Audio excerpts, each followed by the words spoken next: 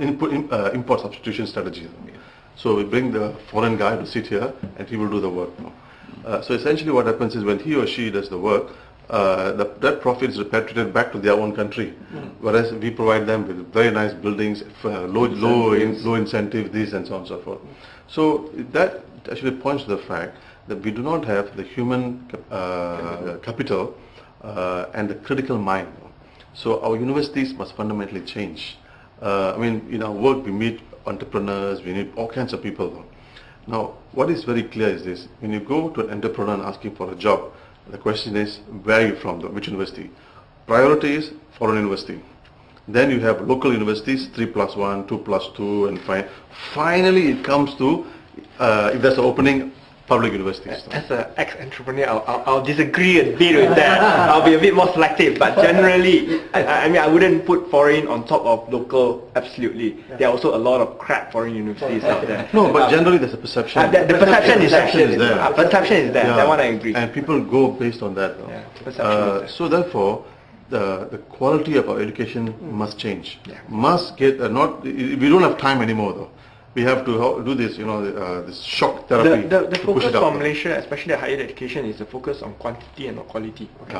To increase more graduates, they don't do it by improving the quality of graduates. They do it by just lowering the standards of admission, creating more universities. That's it. That's all they are doing. And now in every nook and corner you have a university. Okay, let's just change tracks a little bit. Let's say Dr. Najib is going to see this video tomorrow. What would you tell him not to do?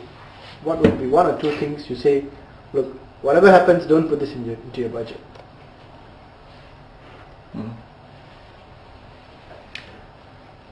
Oh, that's a tough one. I don't think put a different... Should we raise sin taxes anymore? What other issue? What should he not do? GST? I think, what he should not do is he should not gloss over the structural weaknesses of the existing economy. Structural weaknesses which we have mentioned before, for example, the overdependence on government expenditure and so on. They have a tendency in their budget to highlight a few populist measures. We will build X number of low-cost flats. We will give X dollars of tax rebates for people who buy books. That's all elements tend to... The next day newspaper will say, oh, correct. Feel good. That's right. Those tend to be focused. So what we do not want to see is that. We do not want to see that. What we want to see is definite measures. Okay, they have admitted our operating expenditure have reached a stage where it has become very unwieldy. It needs to be brought back down. Okay, but it cannot be brought back down immediately because you have hired all your civil servants. You can't sack all of them tomorrow. So what we need to see in the budget is concrete steps to be taken over the next 5 years on how you are going to deal with this problem. Okay, that's what we need to see. We don't want to see the typical... So without a piecemeal approach, a little bit here, a little bit there. Despite all this, I have my fear. I have my fear and my apprehension that he is on his populist measure. Okay, He's just got to continue this. Yet he had it also good after Bagan Pinang, after one Malaysia in Ipoh, 60,000 so to say, or at least that's what they claim. So I think he's on a very populist kind of, because this is going to be a budget that will be feel good, because some even predicted that general election is just around the corner next year, end of next year. So I think this is what Tony is saying, that he's got to just plainly and address, as much as he's courageous to call for liberalization and what others and dismantling things that have been wrong all this while, he has got to be putting it down. Say, for one, of course, is to reduce the operating expenditure.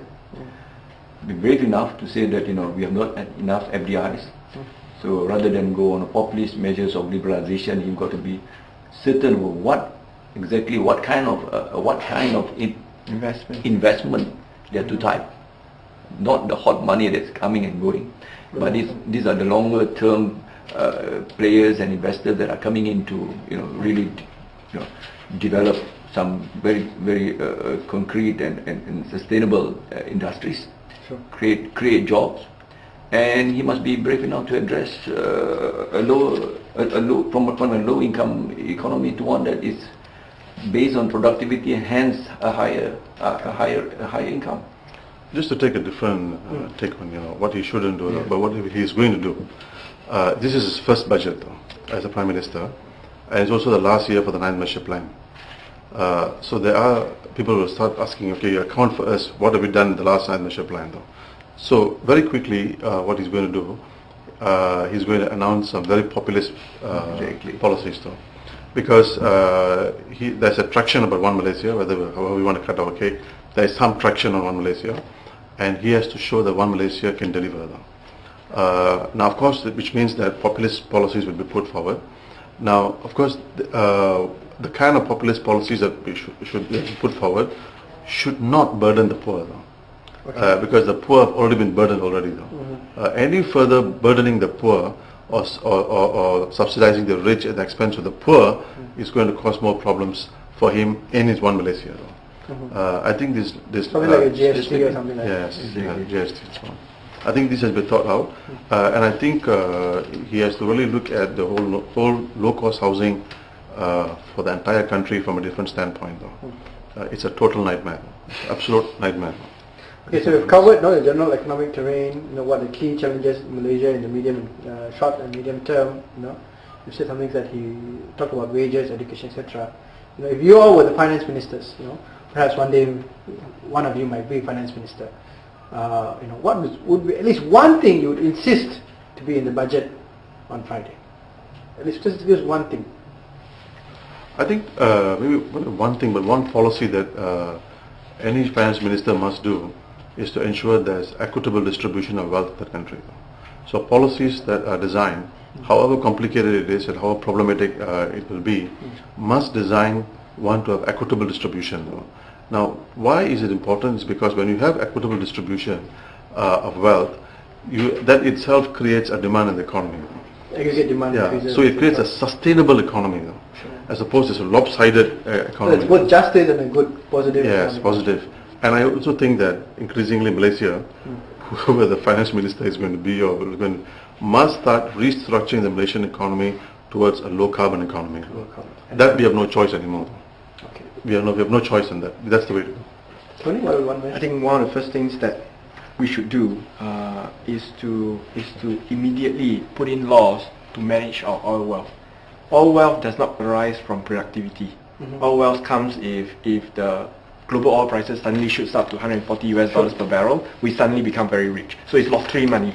And this money has been burnt over the past few years. So it's time for us to set a limit on how much you can take from oil wealth for your normal expenditure, how much needs to be put in reserves so that you can use it for rainy days like what we are having now while the government haven't got any money, and to actually how this money is actually invested purely in development expenditure and not so much in your daily routine operational expenditure. I think that's critical in managing our future wealth.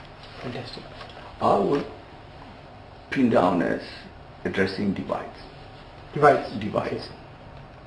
Divides by way of inequitable disparity or imbalances by way of East and West Malaysia as opposed to geographical. The what's known as the imbalance of wilayah pembangunan. That's certainly one. And as well, if this is to be seriously addressed, then you could actually address the various digital divide. And redistribution of this wealth through mechanisms that are able to at least reduce disparity. I'm not talking about racial, especially the vulnerable, the sensitive, the disenfranchised, marginalized. That should be disparity of income should be something about what exactly. So you must put that in place rather than just sloganizing, rhetoricizing One Malaysia, and you have all the kind of divides and all the kind of disparities, and that would be a thing to look forward to. And of course, it must be subsidies are going to be put in place. It's got to be progressive. It's got to be targeted to the real needy group and the needing group, and that should be the way forward. And of course, to reduce operating expenditure. Because that would really allow for more development allocation. Thank you very much.